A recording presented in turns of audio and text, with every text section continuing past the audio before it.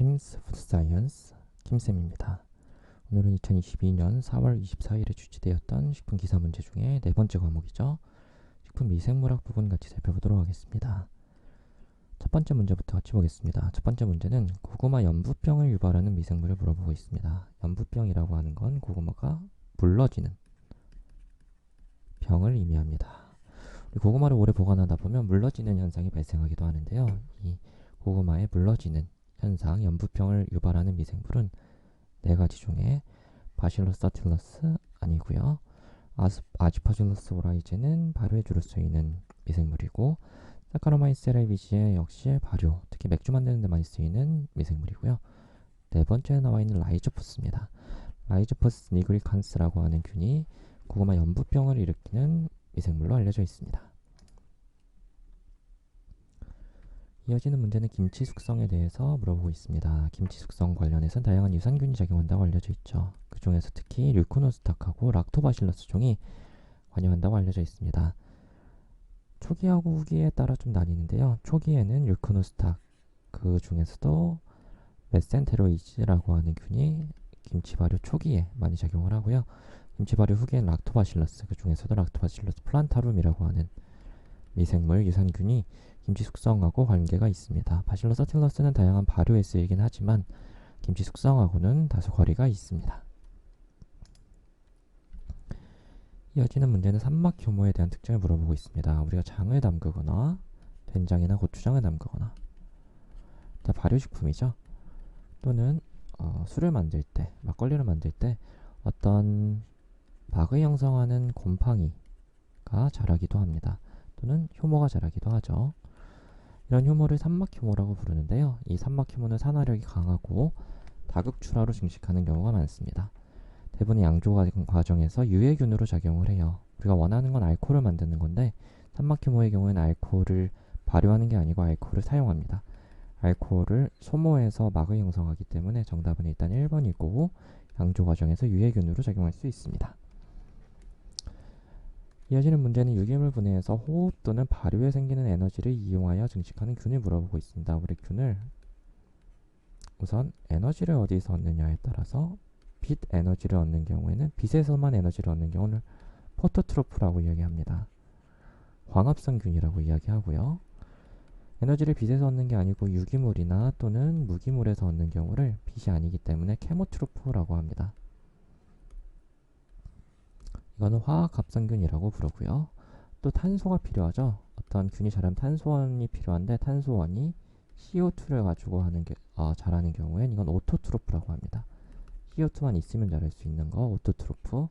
CO2 외에 유기물을 가지고 이거를 발효하거나 또는 호흡을 통해서 분해해서 에너지를 만들어서 쓰는 경우는 종속영양균이라고 부릅니다. 종속영양균. 영어로는 오토트로프의 반대인데 영어는 정확히 어떻게 부르는지 모르겠네요. 케모트로프, 포토트로프, 오토트로프가 있고 이건 종속영양균이라고 부릅니다. 정답은 4번이 되겠습니다. 자, 이어지는 문제는 미생물 분류상 효모가 아닌 것을 물어보고 있습니다. 사카로마이시스 너무 잘 알고 있는 효모죠. 자이고 사카로마이시스랑 비슷하죠. 역시나 효모입니다. 모나스커스라고 하는 건 홍국균이라 그래서 이건 곰팡이의 일종이에요. 따라서 정답은 2번이고 로드툴루라라고 하는 여러분들이 좀 익숙하지 않을 수 있지만 이건 화장실에 보면 빨간색으로 또는 약간 핑크색으로 곰팡이 같은 게 자란 걸 볼 수 있을 거예요. 이게 사실은 곰팡이 같아 보여도 로드툴루라라고 하는 효모입니다. 뒤에도 비슷한 문제가 나올 텐데 로드툴루라는 이렇게 화장실 같은 데서 빨간색 또는 핑크색 줌락을 이루는 효모를 의미합니다.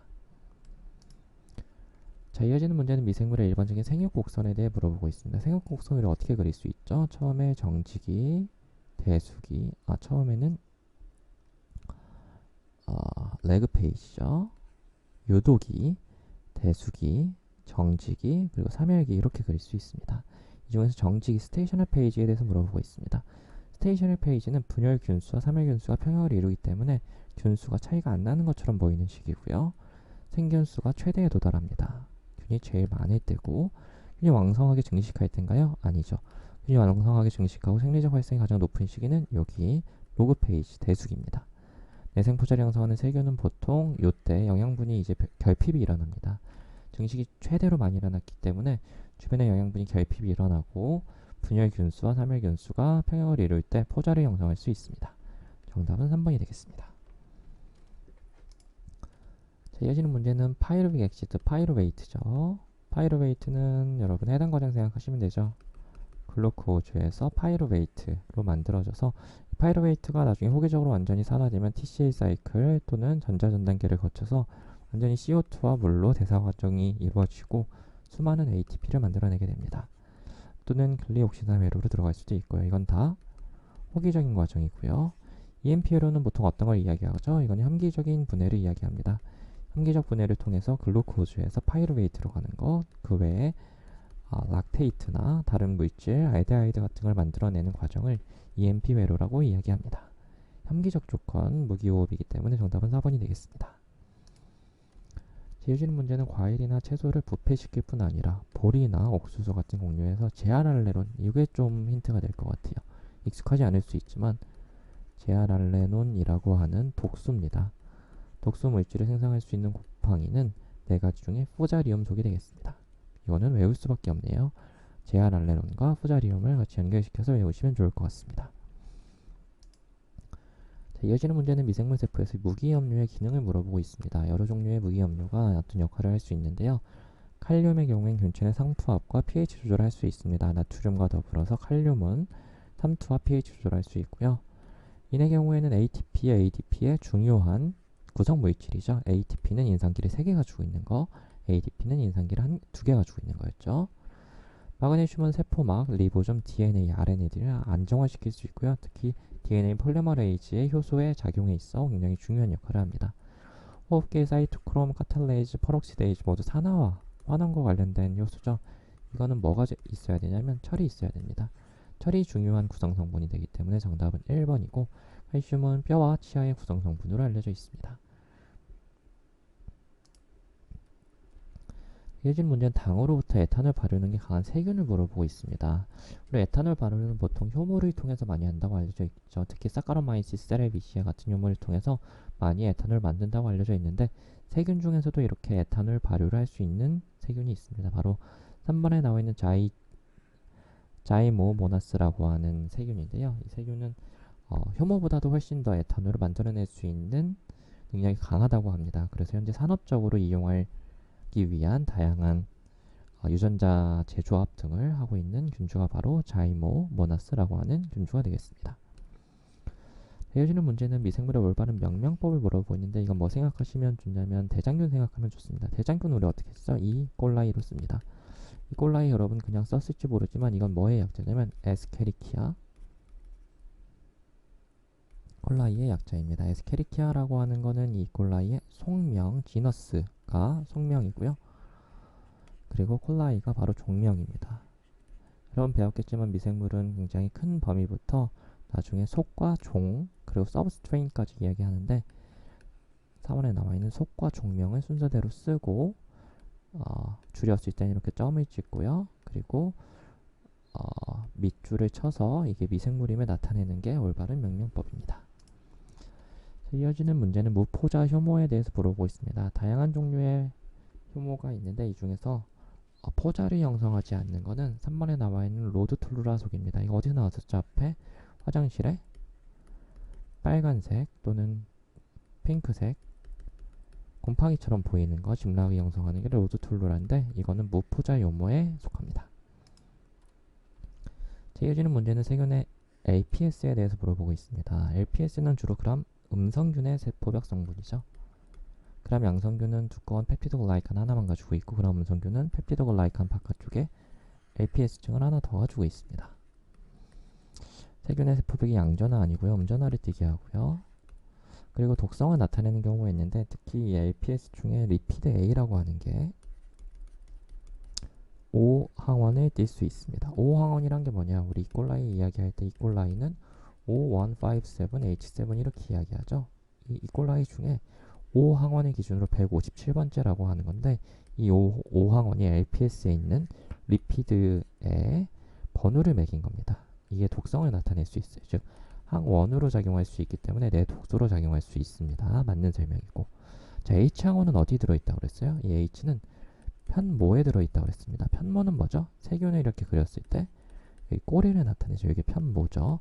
편모에 붙어있는 항원의 종류에 따라서 H7 일곱 번째를 의미합니다. 따라서 H항원은 LPS층 아니고 이건 편모에 대한 설명이 되겠습니다. 자, 이어지는 문제는 한번 같이 볼게요. 황색 포도당 균 정량 시험을 했는데 1ml당 균수를 계산하라고 합니다. 검체를 우선 25g 또는 25m에 취한 다음에 우선 희석을 했습니다.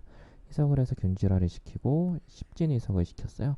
그 다음에 배지에 BP라고 하는 베르드파카 배지에 이거는 이제 황색 포도당 균을 선택적으로 분리할 수 있는 배지인데요. 여기 세 장에 0.3, 0.4, 0.4 이거 합치면 몇이에요? 총 1ml를 나눠서 접종을 시켰습니다. 그 다음에 배양을 했네요. 배양을 했더니 10의 마이너스 1승 10배 희석을 했는데 희석한 영역에서 3장을 골라서 집락했더니 총 100개가 나왔대요. 총 1ml를 했더니 100개가 나왔대요. 근데 이거는 10분의 1로 희석을 한 거기 때문에 곱하기 10을 해줘야겠죠? 총 1000개가 나왔어요. 그럼 1000이 답이 될 것 같지만 이 중에서 5개의 직락을 확인한 결과 3개만 황색 포도당구균이었대요. 그러면은 총 1000개 중에 5개 중에 3개만 황색 포도당구균이었으니까 5분의 3을 곱해줘야겠죠? 그럼 정답은 600이 되겠습니다. 이런 식으로 구하면 되는 문제였습니다. 이어지는 문제는 효모의 미세 구조에 대해서 물어보고 있습니다. 효모에는 다양한 구조가 있는데요. 기본적으로 유전 물질은 핵막으로 둘러싸여 있습니다. 왜? 효모는 진핵세포이기 때문입니다. 원핵세포의 경우에는 생막이 따로 존재하진 않지만 효모는 진핵세포이기 때문에 유전 물질이 핵막으로 둘러싸여 있고요. 액포를 가지고 있고 또 출아흔이라는 게 있습니다. 출아흔은 효모는 출하를 하죠. 출하법으로 번식을 하는데 우리 사람에게는 배꼽을 통해서 엄마와 아기를 연결됐다가 이 배꼽이 흔적으로 남죠. 비슷하게 효모도 출하법을 통해서 출하가 된 출하의 흔적이 있습니다. 출하흔이죠. 출하흔이 있습니다. 현막이라고 하는 건 이 특정 세균에서 세포벽의 가장 바깥쪽에 가지고 있을 수도 있는 게 바로 현막이기 때문에 효모와는 관계가 떨어진다고 할 수 있겠습니다. 이건 특정 세균에 대한 설명이었습니다. 이어지는 물질은 EMP 경로에 생성될 수 없는 물질을 물어보고 있습니다. EMP 경로는 앞서도 한번 나왔지만 대표적인 혐기적인 분해 과정이고요.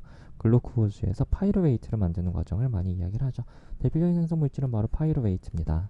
그 외에도 락테이트를 만들 수 있고 아세트알데하이드를 만들 수도 있습니다. 하지만 레시틴이 EMP 경로에서 생성되진 않습니다. 자, 이어지는 문제는 가수분해 요소를 물어보고 있습니다. 자, 인버테이즈는 뭐였죠? 대표적으로 수크로즈에서 자, 우리 보통은 글루코즈와 그리고 프럭토즈를 합쳐서 수크로즈 설탕을 만드는 게 우리가 원하는 과정이었는데 이걸 인버트합니다. 반대로 돌리기 때문에 인버테이즈고 이때 물이 들어가서 분해를 시킵니다. 수크로즈를 글루코즈와 프럭토즈로 분해시키기 때문에 가수분해 요소가 맞습니다. 맞는 설명. 라피네이즈라고 하는 건 라피노즈라고 하는 걸 기질로 합니다. 라피노즈라고 하는 건 뭐냐면 글루코즈, 프럭토즈에 하나가 더 들어갑니다. 하나가 더 뭐가 들어가냐면 여러분 좀 생소할 수 있지만 글루코즈, 프럭토즈에 갈락토즈까지 들어가는 게 라피노즈입니다. 즉 글루코즈, 프럭토즈, 갈락토즈가 같이 들어있는 거를 물을 넣어서 분해시키는 게 바로 라피네이즈라고 하는 요소의 작용입니다. 카르복시 펩티데이즈는 펩티데이즈 가수분해 요소 중 하나고요. 4번에 퓨마레이트 하이드라테이즈라고 하는 것도 물이 들어가서 작용을 하긴 하는데 물이 들어가서 나중에